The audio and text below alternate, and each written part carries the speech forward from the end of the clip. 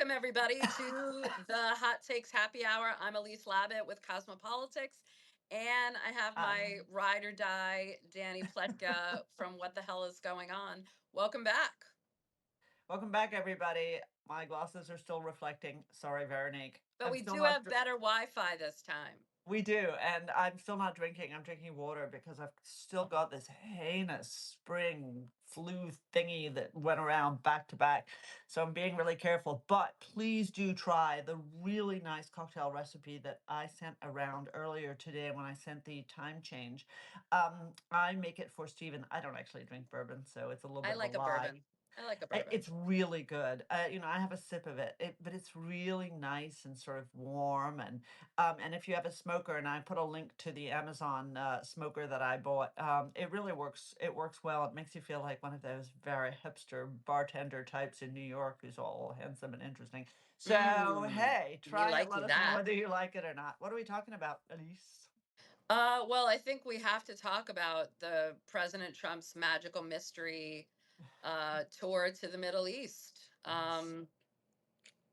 Take it Yeah. away. I have nothing good to say here. Look, I start from the premise that I was really wrong about Jared Kushner in the last administration. I think what the fact that they tore up the rule book, that they ignored all the peace processors, that they threw away the sort of the establishment wisdom about how to deal with the region, and just basically went to everybody and said, "Here's what we want." I think that that worked extraordinarily well. But I think Trump term one and Trump term two are really different. And part of that is that the president has um, a lot of self confidence, she said politely, a lot of self confidence, and a lot of confidence in the Qataris. And I got to say, I don't know whether folks have read the huge expose yesterday from the Free Press, 8,000 plus words. So I've written about this, but I don't Well, even you come had you close. had a very good. It wasn't 8,000 words, but it was a very succinct piece about what's going on with Trump, not just Donald Trump, President Trump, but his son, Eric Trump, Steve Witkoff, the Middle East peace envoy, and his son, and a lot of the dealings that are going on in Qatar. Right. And I think, look, this does not stand up to scrutiny. I get the Qataris have always played this game. They've just gotten much, much better at it. And in his second term, President Trump has been much more enthusiastic about breaking these norms, right? Where he said, "We're not going to do business with countries." All right, well, they're funneling it through a Saudi, a Saudi shell company, but they are doing this major golf course. They're doing this cryptocurrency, and then there's the airplane. Do tell me, how do you feel about the 747, the palace in the sky? Well, I'd like one for myself. However, Yes, however, listen, I mean, you were in government. What is there, a $200 cap it's four on? hundred and fifty something Okay, dollars. Yeah. okay, $450 cap on a gift. First of all, remember the basketball and what was it, Finland with Putin? I mean, who knows, you know, and we thought that was bugged. We're gonna take a plane from the Qataris and not think that, it's state of the art, not think that there's, some kind of surveillance going on there. That's number one. Number two, even if President Trump wanted to take on the plane and use it as Air Force One, even if it was all inspected, let's just pretend for a minute. All inspected, all was great, all outfitted, the press corps could travel in style for once and not be complaining all the time if he would let them on the plane. But to say that he was going to find some, you know, cockamamie way to give it to the Air Force and then they could give it to his foundation for after he leaves office and then he'll have his own palace in the sky. I mean, that's even straining cruelty. So, the idea that he would think it's a good idea, say it's great, then say he would keep it after. I mean, the thing is, like, there's just, where is the line for him? There is no line. And that's back to something we've been talking about every week, which is like, everyone's letting him do whatever the hell he wants. I do think, though, that this week Republicans started to speak out on this issue.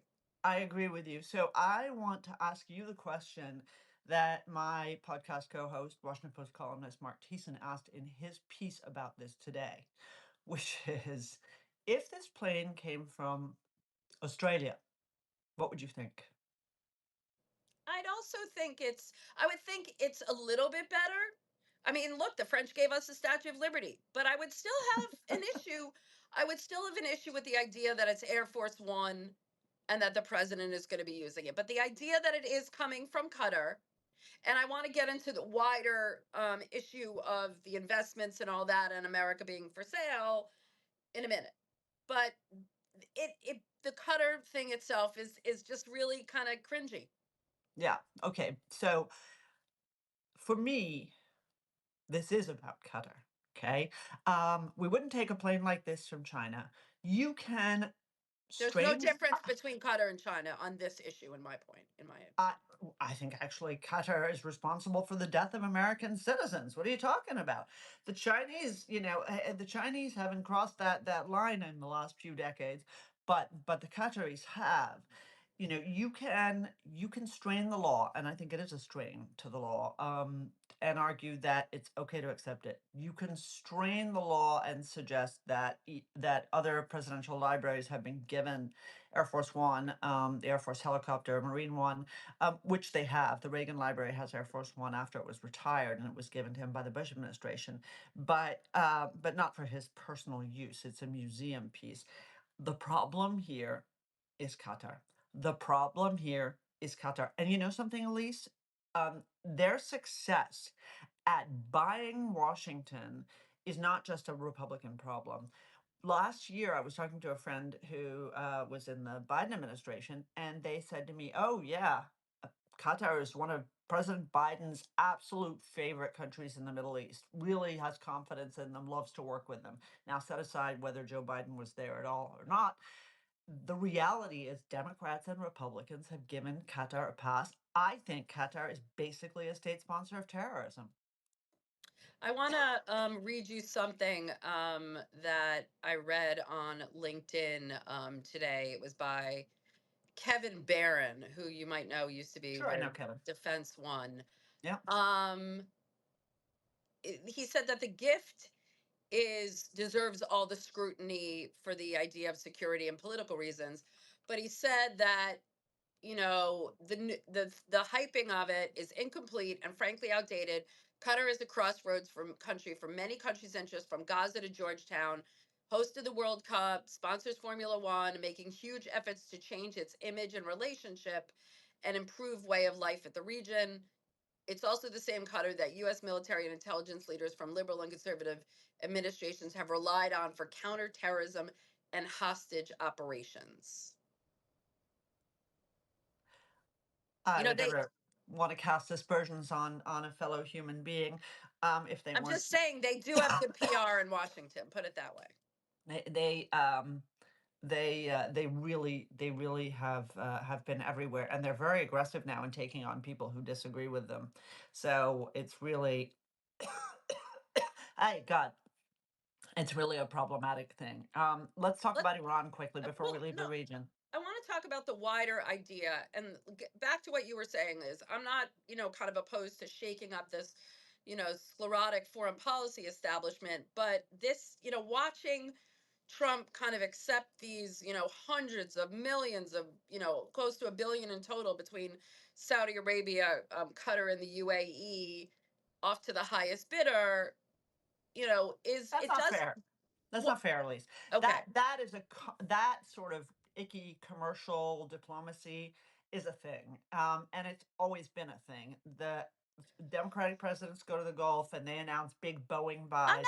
Let's not make this about a Democratic Republican thing. It's not a Democratic Republican thing. If President Biden or Obama or Carter or whatever did it, it'd be the same thing. When Well, President Trump, and by the way, he let's talk about this Syria, for instance. I think it was a good idea personally that he lifted the sanctions on Syria. do you? However, okay. However, to say, oh, well, I did it for the crown prince, what I wouldn't do for the crown prince. He is saying that American policy is for sale. And don't you think under President Trump it isn't? I don't don't know whether American foreign policy is for sale under President Trump. I know that there is what George H.W. Bush called an appearance of impropriety. And I would argue that on the other fronts that we talked about at the beginning, there's more than an appearance. It is improper for them to be building a golf course in Qatar. It is improper for them to be doing cryptocurrency deals with the Qataris. That is wrong, and it should be illegal. Now, on the question of Syria, look, this could be brilliant. Oh, and a couple of days later, Syria asked Trump. Ahmed Ashara, who's the president, right, the former head of Hayat Tahrir al-Sham, an Al Qaeda affiliate, right? He professes to be a changed man. He wears a suit now. Yeah, that's all I need. Um, the problem is that we don't know whether he's a changed man or not. And the idea that we suddenly lift sanctions without a significant period of testing, without a series of demands that are met by him, I think is very dangerous. So, this could end up being a Muslim Brotherhood state, an Islamist terrorist state supported by the United States. Or this could be brilliant. This could be the beginning of Syria becoming part of the broader Middle East. It could be a true capstone end to the Assad's years of terror. The problem is the problem is that we don't know, and of course, you rightly ascribe Donald Trump's motivations to something else. So, Well, and talk. also apparently, I mean, if true, I'll continue while Danny hacks away. You poor thing. Um, Days later, it looks like he offered to build a Trump tower in Damascus when the time comes. Coincidence? I don't know, but just the idea, and again, doesn't have to be this isn't about, you know, um, a Republican or Democratic thing. I think when a president goes and says, you know what, we've lectured you long enough, you're, you can basically, we're going to leave the politics to you. This is a grand new era of, we let each other do what we want, but you invest in the United States. What does that say? And okay, you know what? At what cost? When the president's sons are signing real estate deals in the same country where their father is conducting diplomacy with the jet, with the, sanctions are lifted, on the request from somebody, I think that changes the game. Yeah, but you're still ranting about Qatar. I feel like we've ranted that out. Why do you think Syria might have been a good idea? I think if you lift sanctions and you give them a chance to get, people can't, American companies can't go in there. Most European countries companies can't go in there because they could be falling to secondary sanctions. If you lift it and you give them a chance, um, maybe they can make something of it. You can always reimpose the sanctions later on. So I Uh, think giving them a chance, and I think this is something, I think it was the right thing to do, to say, let's see if they can make something of it. If he turns out to be, a terrorist in a suit again, you can reimpose the sanctions. Should we talk about Iran? Yeah, let's talk about Iran, and I'm gonna try and keep my voice on a low keel because it makes me cough when I talk, I can see. I can't do So that. They don't call me Elise Blabett for nothing.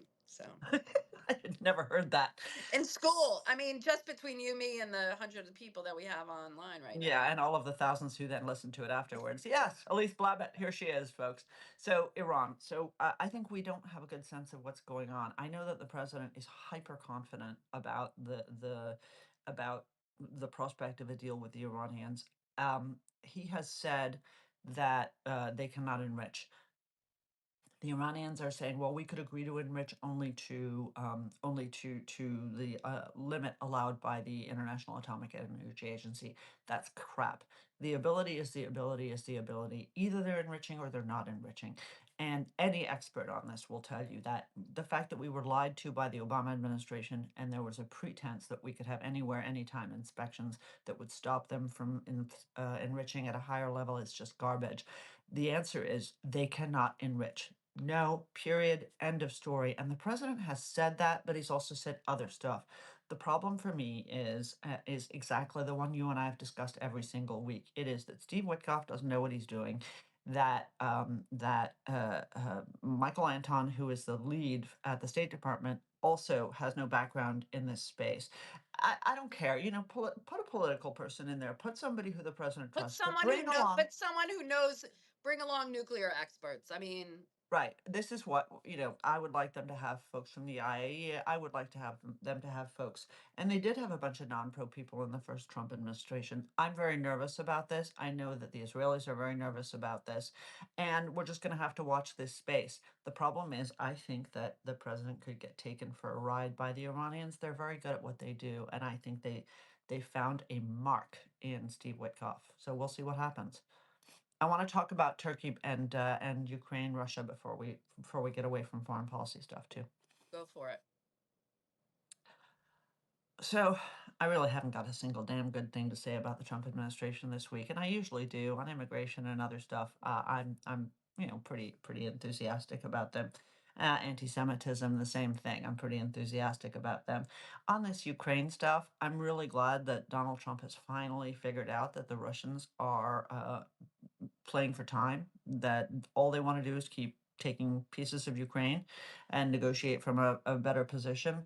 But he is the one who said that he wanted the deal to happen in Turkey this Thursday. He is the one who told the Ukrainians they better show up. This was Putin's idea. Putin said, we need to meet directly. And then Putin not only doesn't show up, but sends a super low level delegation, An not a foreign offensive, minister. knowing that Zelensky was planning to go, Right. a really And offensive what does Donald delegation. Trump say? But well, of course he wasn't going to show up because I wasn't going to be there. Dude, sorry. You are the center of the universe and the greatest of all time, but still, the fact is that you said that this needed to happen, and then Putin welched. Putin hasn't met a single one of Donald Trump's demands, not a single one. And it's time for him to recognize that the reason he hasn't is because he wants to occupy and take up and swallow all of Ukraine. Do Period. you End of story. which do you think is more likely to happen? Does President Trump call him at it and get tough, or does he not want to admit that he got played and just kind of loses interest? I think the latter is where I think things are headed. And I don't care if he loses interest as long as we continue to support Ukraine. If we continue to support Ukraine, if we put additional sanctions on the Russians, if we do what Donald Trump said he was going to do, which is that if Vladimir Putin didn't come to the table, that he He would put would more sanctions put on. more sanctions on Russia. He would give the Ukrainians stuff that they were asking for and have been for the last 3 years. So, is he going to do it? I have serious doubts as to whether he's going to do it because I think he's just lost interest. And this is Not only, it's like North Korea, if whatever. if he was willing to put more sanctions on, this would be a good opportunity for him to work with the Europeans, kind of repair some of the damage, the strain that has happened over the last few months, and say, let's work together with coordinated sanctions. And, listen, Russia is already sanctions up the wazoo. Um, But not on the oil front. They're not on the oil. selling No, I was oil. just going to say that if they decide, if the Europeans are willing to, take suck up some of those and eat some of those sanctions and really squeeze Putin by the, as Madeline Albright would say, by the cojones, that would be Ew.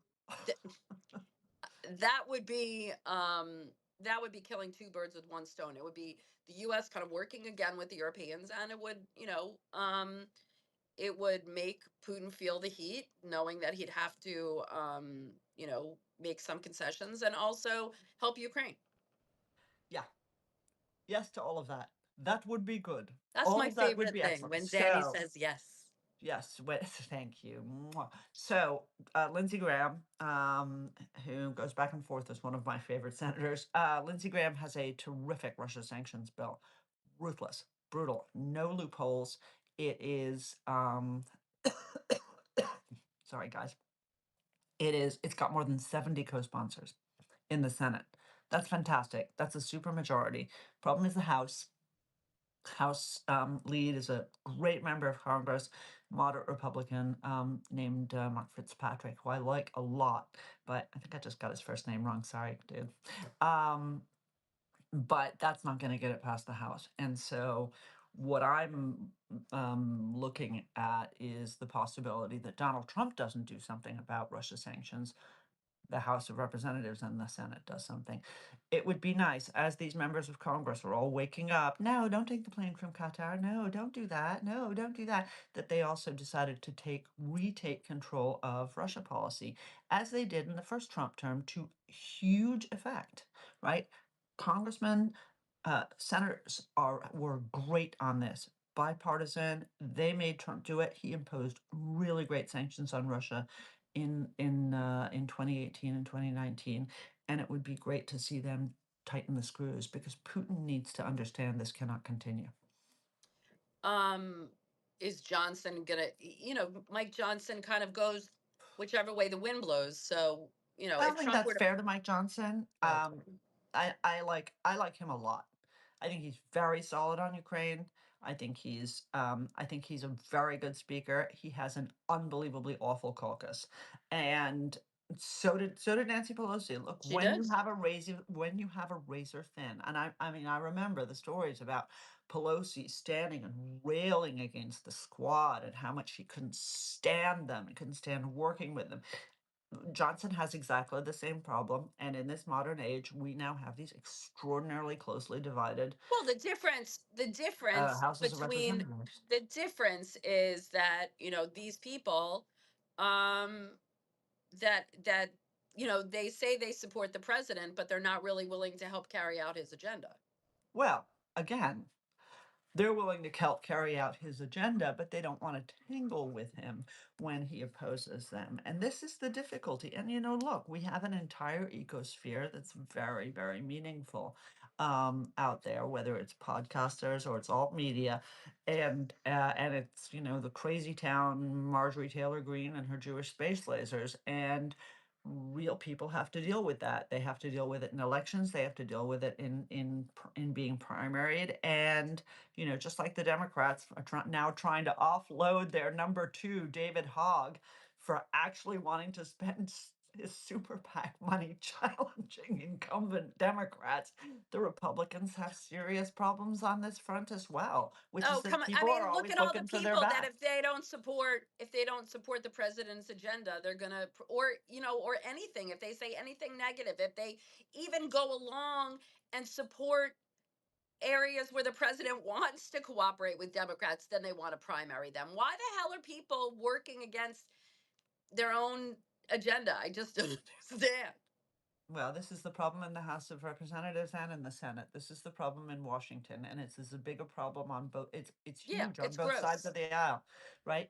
You cannot get Democrats to side with Republicans. You cannot get Republicans to side with Democrats. It didn't used to be this way. Yeah, it was always a little bit this way, but it didn't used to be this way, where people are genuinely afraid to work with to put their hand across the aisle, and that goes for Democrats and Republicans. Hey, I want to ask you something that we didn't put on our list. What else was on our list before I get to that extra? I think we're listed out. So it's Amazing. yep. What's on your So mind? what's on my mind is the question of these two books, and I want to talk more about them next week. These two books that have come out about the cover up of Joe Oh yeah. Biden's senility, right? So one of them is Jake Tapper, Jake Tapper, yeah. and it's Alex, what's his Thompson name? from Thompson, Axios. who was who you could never accuse of covering anything up. He was great on this. Jake less so. And then there's another book out on a similar front. Jake's book is coming out next week. I'm reading these interesting back and forths. Nate Silver had a piece today in which he asked, was the media complicit in covering up Biden's incapacity to govern? And Jonah Goldberg had a piece, my colleague who I My love, Jonah favorite. Goldberg, I have a girl crush on Jonah. on Jonah. Yeah, I'll tell him. I love Jonah. Um, Love me some Jonah Goldberg. he's fantastic, and he also has the unusual trait in Washington, which is that he has a great sense of humor. But he was much less hard on the media for covering up Joe Biden's senility than Nate Silver was, who just Interesting. said, and I found that very interesting. Do you think the media was tough enough on Biden? I don't. I got to be honest. I don't think the media is ever tough enough on the president that's in office. Okay. So I don't think they were tough enough on Biden, but they did, like, you know what I mean? There were days, like, if he would stumble, there would be a couple of days of replaying that stumble. If there were, you know what I mean? And I think, you know, I don't want to say writ large, I'd say there were episodic periods where they were they were able to, use the news peg to, on the whole, no. But I gotta say, I know you're gonna feel differently, but I think when Yes. President Trump, some of the things he says and his, stream of consciousness, I don't think they go on about that either. They'll talk about that he's speaking, but they won't say anything about any kind of, mental acuity. Eh, And I think it's you strain credulity. The I media I don't, I disagree. I is disagree. on Donald Trump No, like a rash. But no, let let's me go back to finish the Biden. point. Let me finish the point. All I'm right. not saying they don't criticize. I don't think they're hard enough on this issue on on any president in office. It's really hard for the media. I don't think it's hard for me because I'm not, right now attached to some kind of network where I have an editor and I have a but they look at what happens now. You get sued, you lose your access. I'm not saying Mm. that's the end of the world, but I don't think they've been tough enough on either case. I mean, when you had that debate, it was impossible to ignore. Yeah, but I mean, everybody knew that before the debate. Okay, Danny, And but then you he watch went a on and Saturday night governed for another 7 months. you I don't disagree, but you watch a Saturday Night Live skit about Trump and blah blah blah. It's not too far from the truth, okay? Again, I think that Donald Trump has many, many weaknesses. I don't think he's senile. I don't think I he's senile, but he's a little, you think he's speaking and thinking clearly? I think he's speaking and thinking as clearly as he ever has. So that's Maybe a it's just a problem. level of intellectualism that we're expecting from our president that we don't have. No, I don't think that's right. Look, at the end of the day, Donald Trump is a digressor, and sometimes you ask yourself what the hell he's talking about. It's true, and he is Okay, so 78. what? Okay, so what is that? What is that? That's not senile. Sorry. And I mean, I'm not. I don't want to I didn't pretend say to he be was. I never used the word right. senile. Right, but that's what we were talking about in the case of somebody who was governing probably for 2 full years, where he was actually, sort of Oh, I puttable don't in a home. disagree. I So, don't but disagree. what kind of accountability should there be for this, do you What? think? Excuse me. What kind of accountability was there for the Iraq war, for not kind of you know on the Iraq war, What do you mean? on all We the fought the Iraq War, we won the Iraq War, and then Barack Obama withdrew from Iraq. Okay, And but then what there was about all the ISIS. So weapons what of mass? accountability are you The looking re- for here, the reason we Elise? went to the reason we went to war was not because he was like such a bad guy. There were weapons of mass destruction. Where were they? First of all, he was a bad guy. I Second of didn't say he all, wasn't a bad guy, but that wasn't why we went to war.